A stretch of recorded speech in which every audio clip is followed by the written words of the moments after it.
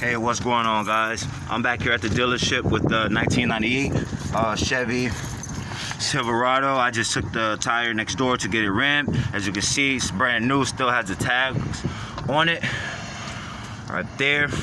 What I'm going to do is use the very simple method, which is for starters, I'm going to fasten it back down by hand first, in order to make sure all of the lug nuts, to make sure the tire fastens equally all around, and that no one spot is more torqued than the next.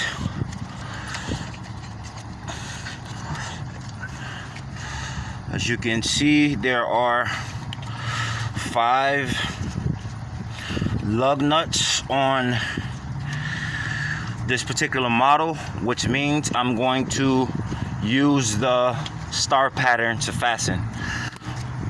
Depending on the amount of lug nuts, it determines the proper torquing specifications, and there's a certain pattern you follow. In this instance, there are 5 here, 5 lug nut options.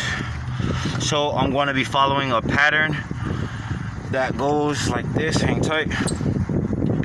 The pattern goes, it's going to go from here to here to here to here to here, which outlines a star. But basically what that does is it fastens the tire evenly, and it allows the torque to be distributed equally.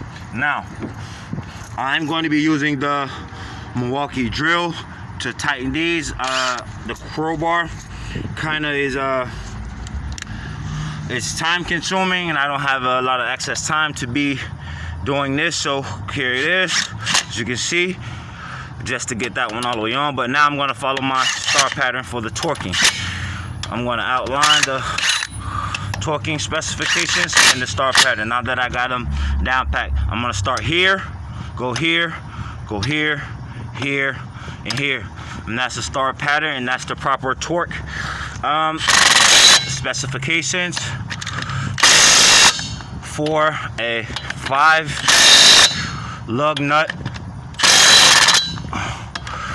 truck or 5 lug nut model. Now we're good to go. We're on tight, snug. I have my cushion down so I don't hurt my knees, the rocks, and now I'm just going to release this jack and bring the vehicle down. There you have it. Tire fix problem. So thanks for tuning in. Get with you guys later. If you haven't yet, check out my YouTube page. Like, subscribe, comment, paper tag me on YouTube and other social media platforms. Thank you. Bye.